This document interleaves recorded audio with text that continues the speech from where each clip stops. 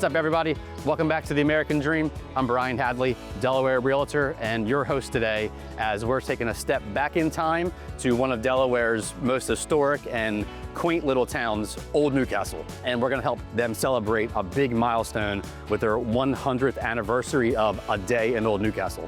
But stay tuned, because I'm gonna take you into a little hidden gem, the Sycamore, a true one-of-a-kind wine speakeasy in the cellar of a 200-year-old building. And you're not gonna wanna miss how she's serving up her wines. Let's go.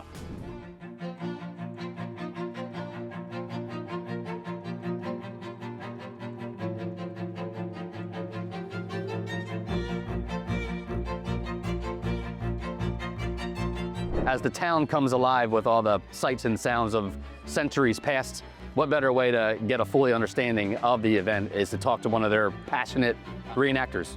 How long have you been doing this, and what does this event mean to you? So yeah, I've been coming to here for probably about 8 years, which is as long as I've been, kind of reenacting and things like that. Even up until recently, I worked at the courthouse right behind us here. Right here? Yep, basically as a guide, talking about the history, dressing up. Very much enjoy it. I even made a lot of the stuff. Oh, really? Here, okay, so. okay. The event, A Day in Old Newcastle. This is the 100th anniversary, which is pretty special. Tell us a little bit about what all that means. Kind of personally for me, again, having worked here and even, I think I was about 10 years old when I first came, even like in a little costume myself. My parents bought for me online, so it's kind of, I guess I'm very passionate about local history, and here is, Delaware is probably one of the epicenters of all that, among a few other places, but again, I don't think anywhere else in Delaware, even, probably comparing to Old City, Philadelphia, you have so many, original houses from the 1800s.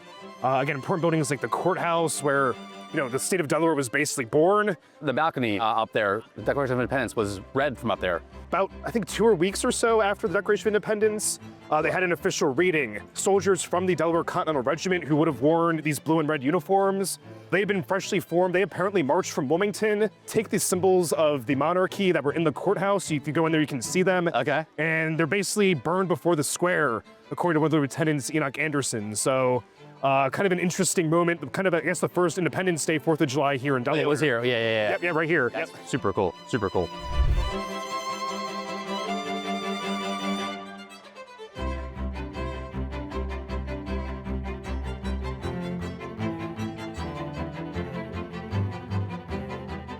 Tucked beneath one of these centuries-old buildings is the Sycamore, rewriting the rules of wine culture. Let's head underground and check them out.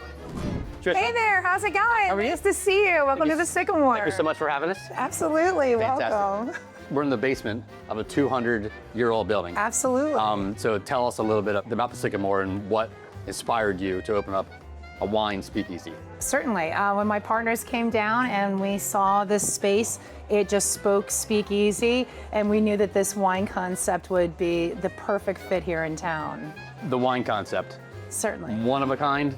This is only one in Delaware. This is the first in Delaware, Okay, that's so correct. Tell us all about that. So here at the Sycamore, what we do is we give you a card that allows you as a guest to be able to come over and try pours at your own pleasure. So we offer tasting pours, we have partial pours, and then we have full pours. So we have 7 different countries in our lineup of 24 wines from around the world. And all of these wines come from small family-run vineyards. So we love that we are able to give them some headway here in the Northeast, especially by the tasting.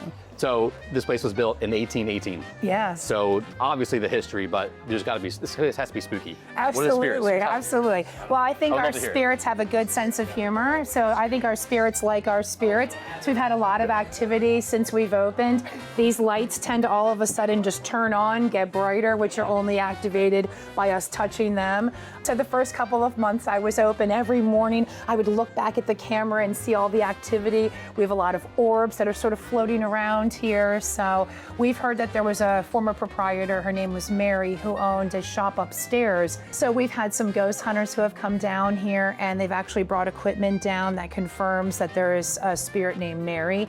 So I think she has a little bit of a sense of humor and likes to mess with us with these lights down here. But nothing that's driven you out of here. No, no, we're going to keep it that way. So you're going to be here for a while. I'm in a 200-year-old basement at midnight, so we want to keep it that way. Yep. Well, thank you so much for having us. Absolutely, my pleasure. Yes, Cheers. absolutely.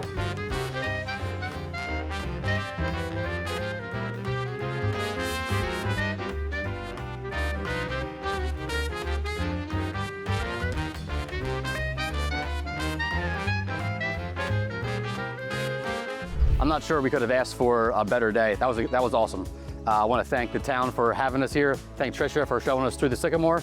And of course, you guys for tuning in. Until next time, this is the American Dream.